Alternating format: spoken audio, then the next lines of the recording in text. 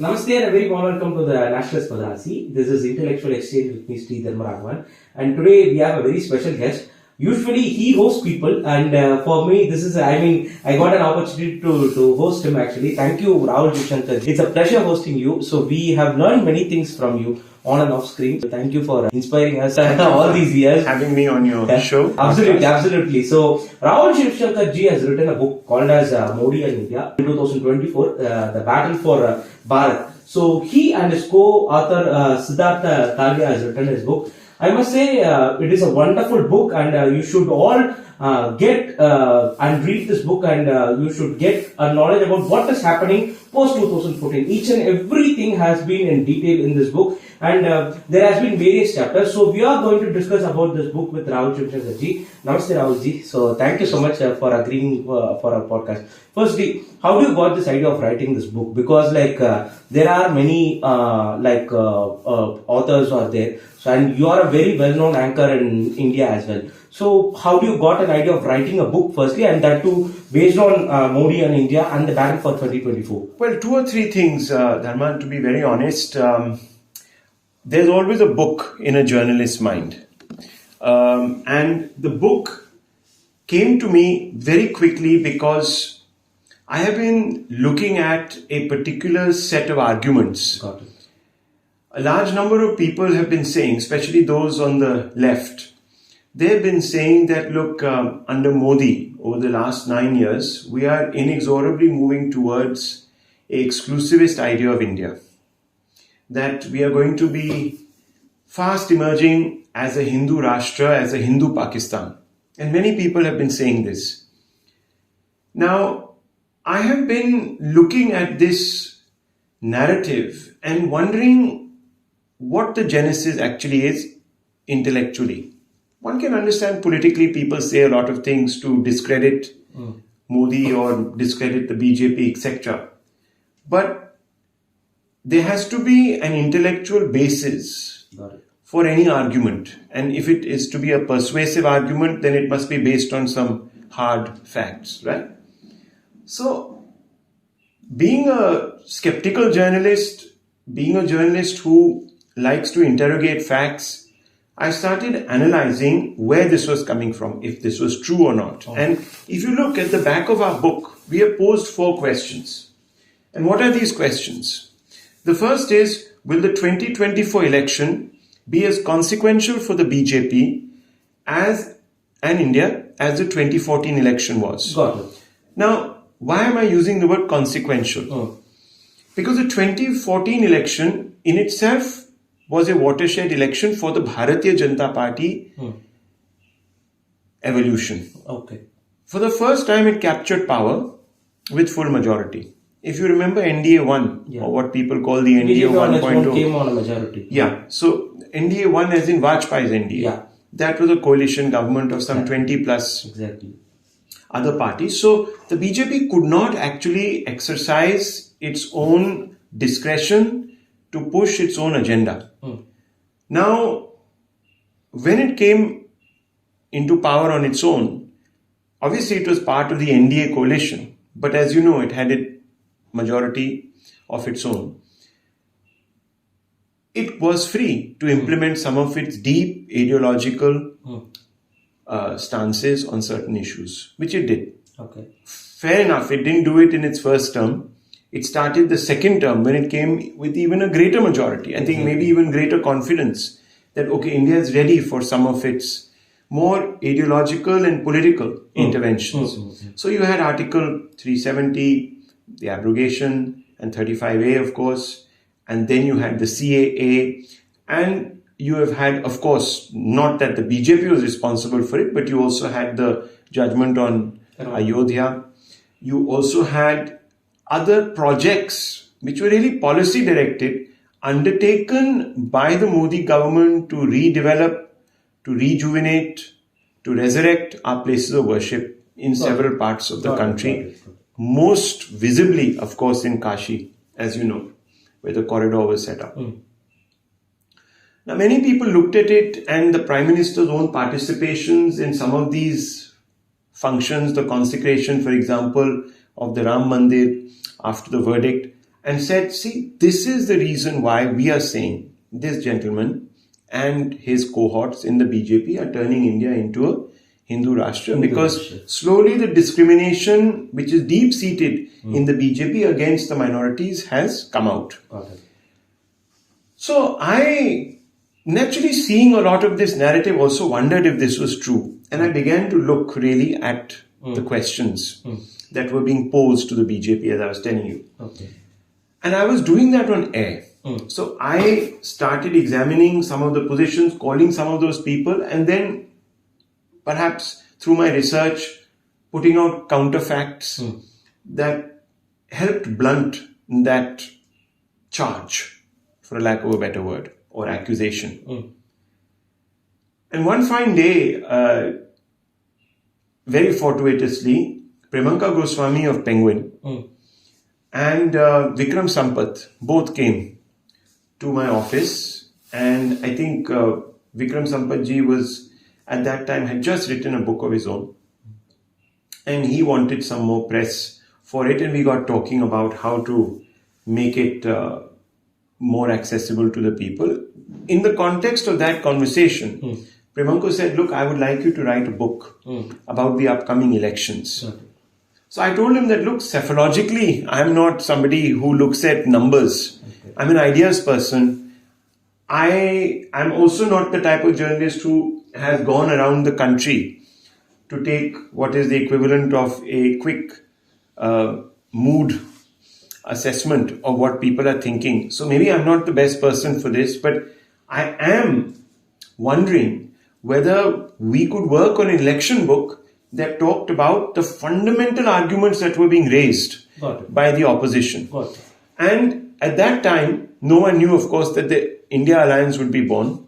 So actually, this cover and this title came from, let's look at Modi, what he's trying to do, and India. This is a double play on the name of the alliance. Officially, they don't call themselves I.N.N.D.I.A. So they call themselves India.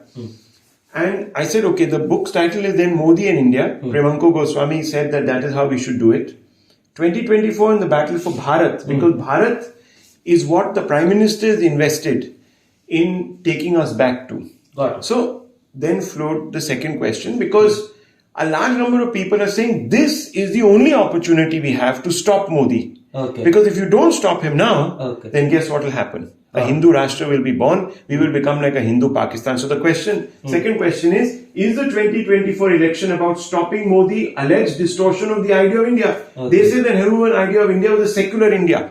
More inclusive India. I'll interrupt here. So in the current happenings, we came to know that Mallikarjun Kharge, the Honorable Congress President, have been proposed as the Prime Minister candidate by Mamata Banerjee and Arvind Kejriwal. So what is their opposition? What is their idea of the opposition? It is to defeat Modi, or it is to defeat the BJP. What is the idea of opposition? As you are pointing out, they want to destroy the idea of New India. They want to destroy the idea of Bharat. I'm not saying they want to destroy the idea of New India. They actually believe that the idea of New India is a dangerous one. That Bharat's resurrection, based on a Hindu civilizational past, will wreak havoc on our constitutional values, specifically fraternity and secularism. That is what they say. But look, all opposition wants to come to power. So that's a very legitimate pursuit. You want to come to power, you want to win an election, you want to defeat Modi. So if your politics is all about being anti-Modi, you will have some traction, because there are people obviously who might think that Mr. Modi is not the right person to lead our country. But if you want to win a substantial majority of the population, you need an idea. Modi has an idea. He wants to take us back to our dharmic roots. He wants to reclaim our civilizational Hindu roots. For a very long time we were told, if you call yourself a Hindu, if you want to look back on your beautiful heritage, then a large number of people will say, no, this guy has become a fundamentalist, a Hindu fundamentalist. So you're made to feel ashamed about your Hindu past. And this is born out of a misplaced sense of appeasement politics, that, if you bury your Hinduness, then somehow, all minorities will be with you, there'll not be a problem, this, that, the other. That's a wrong conceived notion. But that's a different story. Okay, is the opposition trying to... So when you talk about Mallikarjun Kharge, I think that's a perfectly good idea. Okay. Because Mallikarjun Kharge is a Dalit. Yeah. And today the Indie bloc, or India Alliance bloc, as some people call them, have been talking about the fact that under Modi, some of our minorities, like Dalits and OBCs, extreme OBCs, are not finding representation. No one is doing anything for them. Even tribals are being ignored. And Modi is only working for capitalists, of, by and for capitalists, especially a few crony friends of his. That is what is being said. Okay. Now, Dharma, the point is, if you really believe that you need to do things for a section of the population that is allegedly being left out, then what better to start at home and project Mr. Kharge, who is a Dalit, as a prospective Prime Minister. Got it. So I think that's a masterstroke. And the Congress party, if it really believes that it stands for the welfare of tribals and Dalits, they should support him. Okay, got it. Sorry to interrupt here. Is the idea of opposition setting a bigger narrative? Look, he is giving so much of development plans. We will give more development plans like that. Look, you are PM Kisan. We will double the PM Kisan's rate. So they are not moving into the developmental aspect. Their only goal is to defeat the Modi. Will the opposition succeed in 2024? It's a very good question, Dharma. Look, I think two things are happening on the ground. Number one, people do not want freebies. They don't want to feel dependent on somebody. Look, aspirations around the country are rising. Exactly. A large number of people see themselves living a socially upward, mobility-driven dream. Got it. Where they are standing on their own feet, they are becoming entrepreneurs, or they are working for industry, and they are being able to see on the dint of their sheer hard work and determination their own lot in life going up. Right? What does a freebie do? A freebie makes you feel as if you are needy, as if you are dependent, as if you are a little child. It doesn't fulfill that sense of pride, that aspirational desire to tell the world, look, I have come from here, but I have come here on my own steam. Got it. People say, oh, you came here because your identity helped you get there, because your identity helped you secure a job, or it helped you secure some money or some funding. I don't think people want that. People want self-respect. They want to grow with self-respect. Got it. So, I think beyond the point, this reverie culture, as it is called by the Prime Minister, this giving freebies, is not going to strike a chord. And I think we saw it in the results of the 3 elections. Some of the poorest states in India, with the poorest rural populations, did not fall for the 6 or 7 guarantees that the Congress was promising. There's another problem. The second problem is a large number of schemes that Mr. Modi has rolled out are also, of course, built on a platform. That platform was JAM, which was the delivery platform. That platform was actually created by the Congress. But they did not take it to its logical conclusion, because JAM was meant to cut out the middleman. And the Congress ran a very leaky government. That is what many people say if you read the CNAG reports, etc. Exactly. A large number of middlemen actually glommed the resources that were meant for the poor. Exactly. So corruption, at least that is what the perception was. That corruption meant that what was meant for the poor was being taken by a class of people who were unscrupulous. Some of them were even politicians. What Modi has done successfully is to use JAM, cut out the middleman, deliver Directly. rations or money or whatever it is directly in someone's account. And as you can see, the Jan Dhan accounts have grown by multiples. So people are saying that, okay, when Modi says he's going to put something in my account, it will be there. They trust Modi to deliver. Okay. The Congress has not been able to win still the trust of the people. Now, you can point to great propaganda created by the BJP and the so-called media to suggest that the Congress party is somehow more corrupt than any other political party. But the fact is that at the end of the day, people can see through propaganda. They are intelligent enough to know who is actually being able to deliver when they say we will deliver. So, two things are working for Mr. Modi. Number one, he has read the public mind. He is not giving freebies. Of course, there are certain freebies that he also gives. But the eventual aim is empowerment. The opposition thinks that by doubling the numbers, etc., they can trump Modi. That is not working, because fundamentally the people believe that when the opposition makes a promise, or when a leader of the opposition like Rahul Gandhi makes a promise, I don't think we can trust that person to deliver. Okay. It is coming down to credibility. Yes, the scheme matters, but the person promising the scheme, his credibility matters more, it appears right now.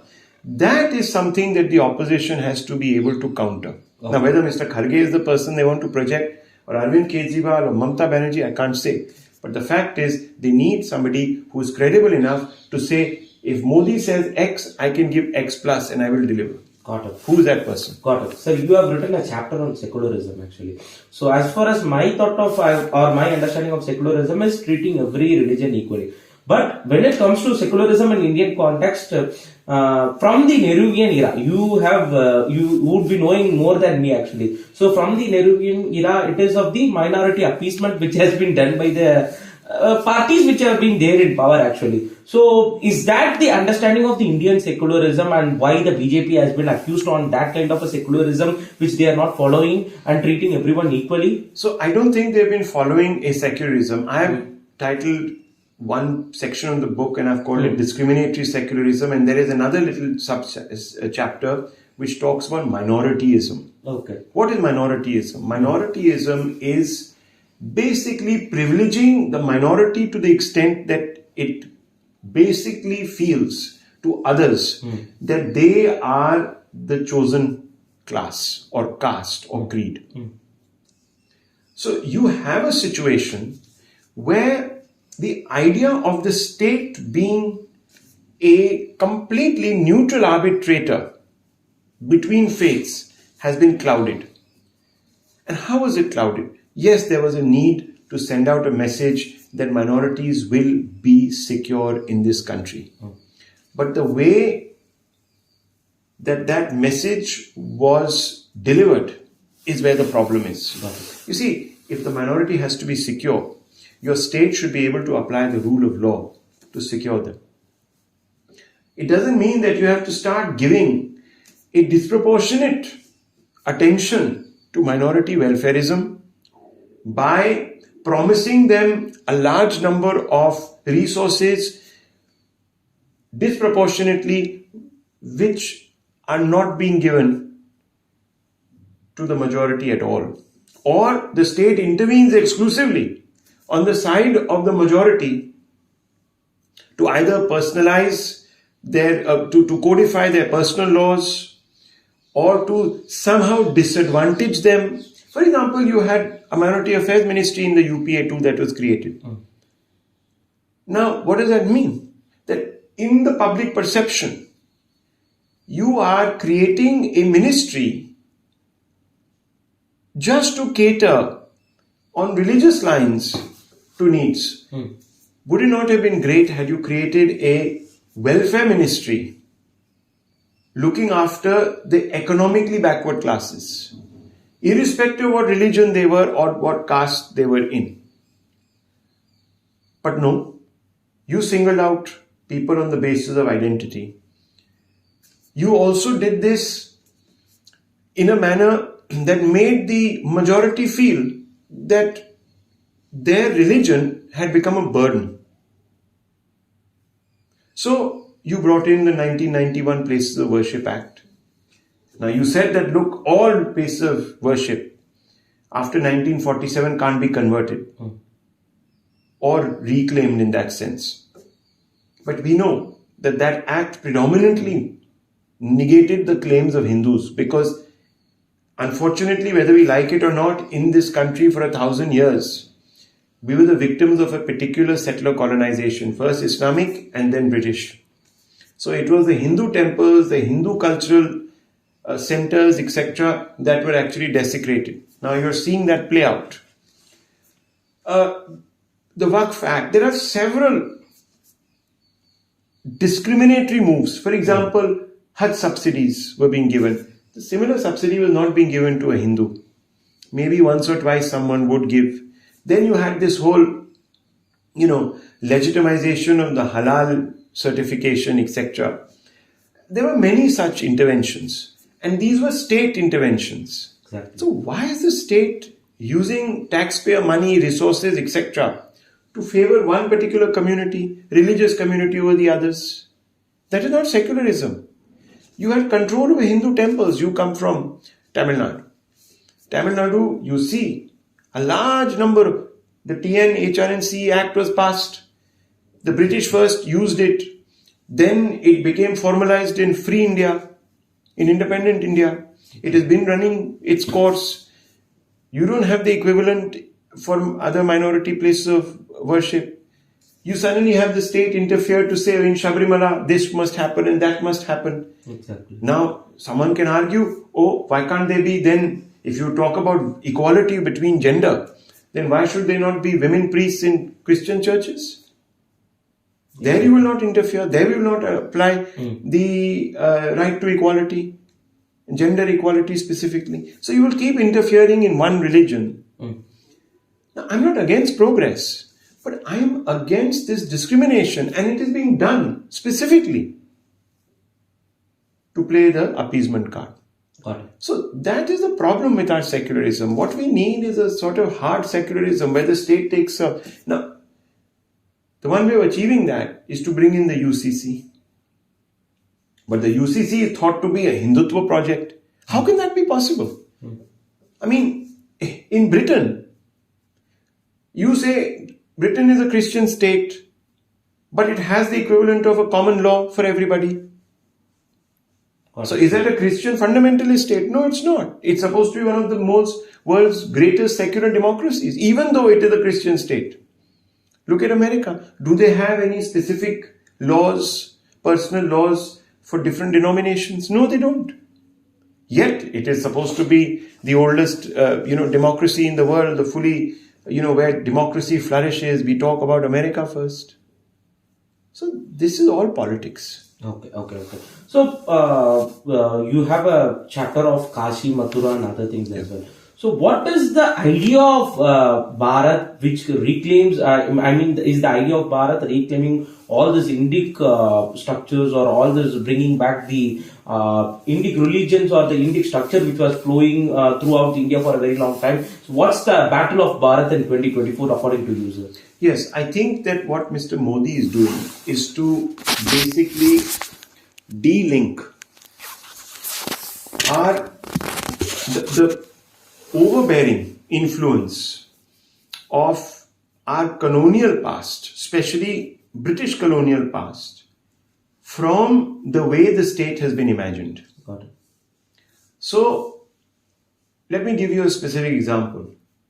If someone says that we are deciding to make a corridor in Kashi, Vishwanath,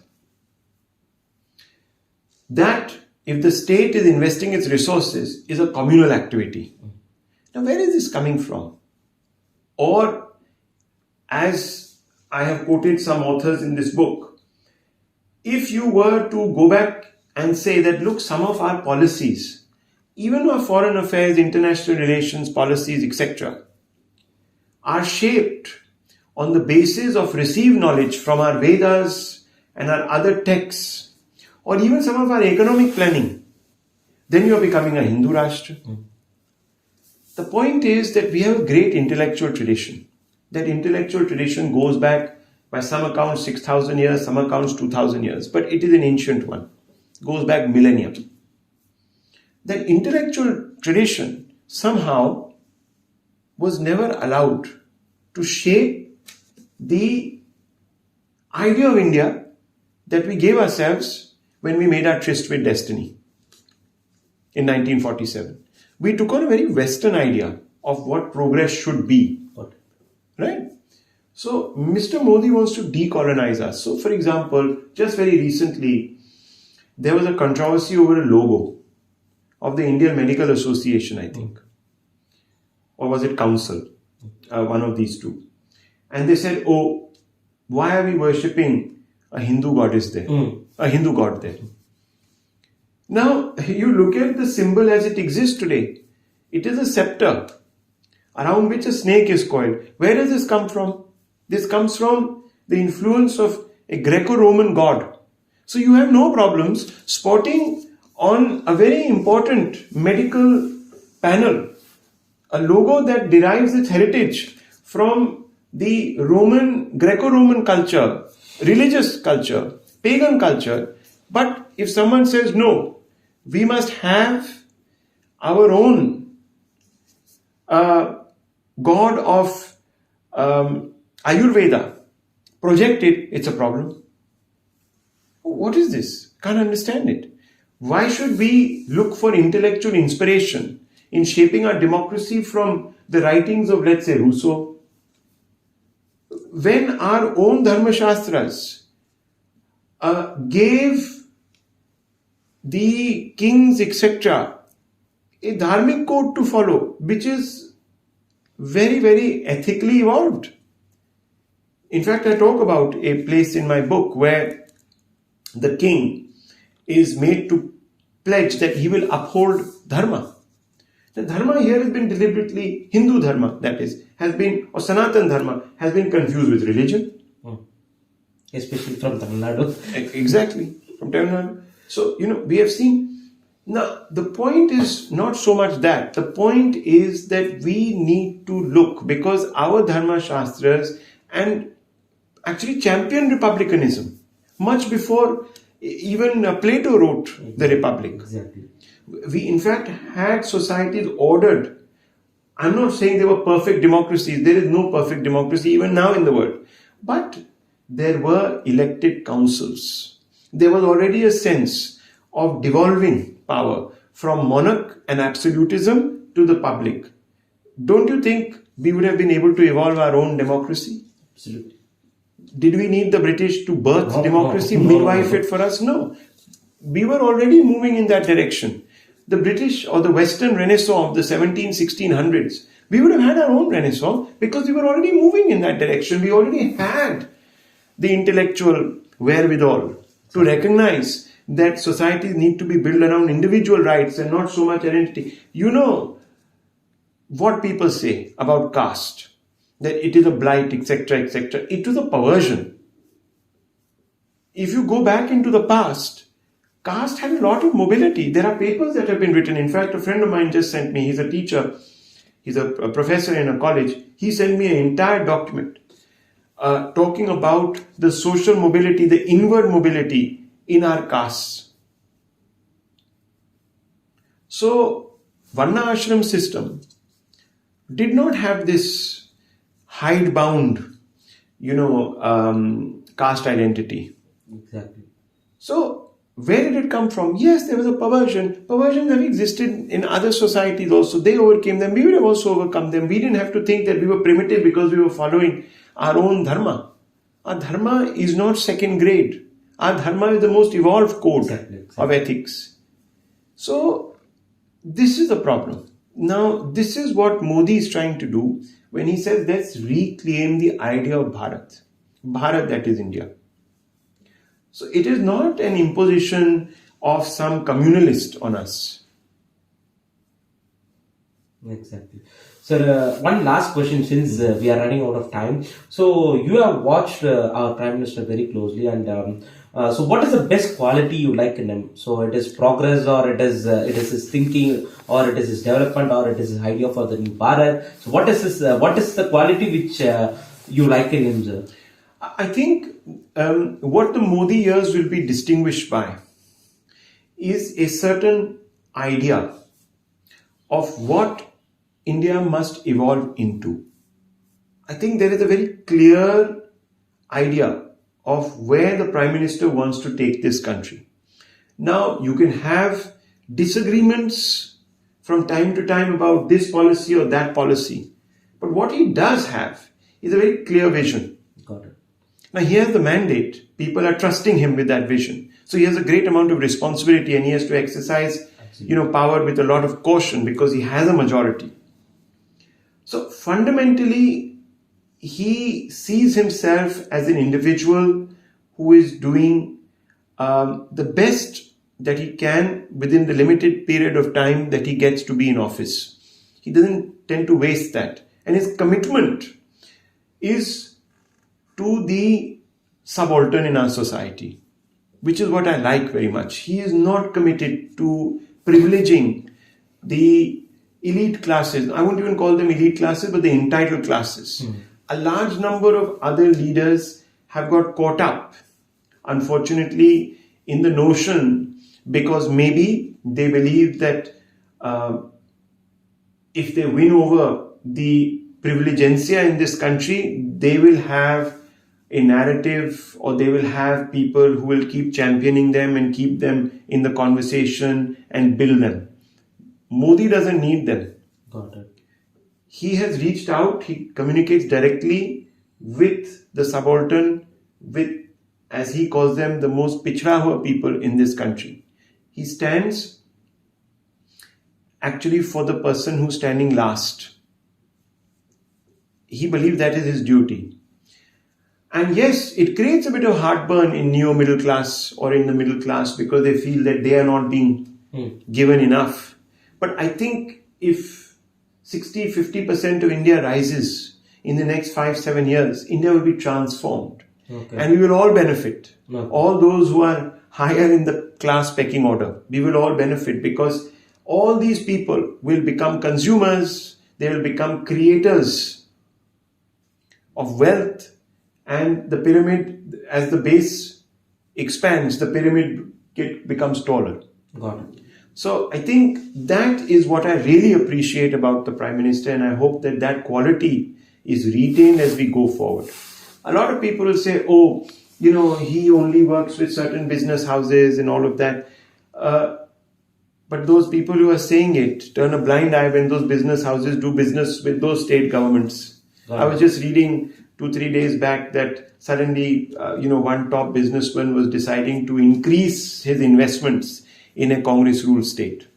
And I was saying, but these people constantly lampoon that industrialist all the time. They abuse that industrialist. They say that he only works for Modi.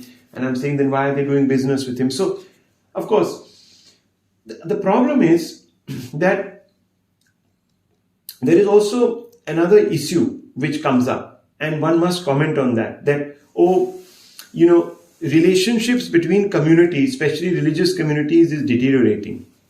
Now that happens because a large number of people misunderstand the Prime Minister's message and they think that they will get away by corrupting that message and they will be secure because they're in the majority community.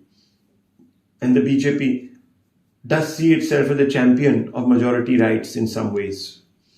I think those people need to be disciplined. And I think that if Mr. Modi and his government can continue to do that in a manner that disincentivizes that kind of behavior, which is known as majoritarianism, I think India will be the most developed, the most progressive, and I think a world leader in the next 15-20 years. Thank you so much, sir. Thank you, Dharma. I know how busy your schedule is. No, thank you so much. Enjoyed your thank you so much, and I hope in future we should have more conversation like this. Thank you so much. Thank you so much. God bless you. Thank you.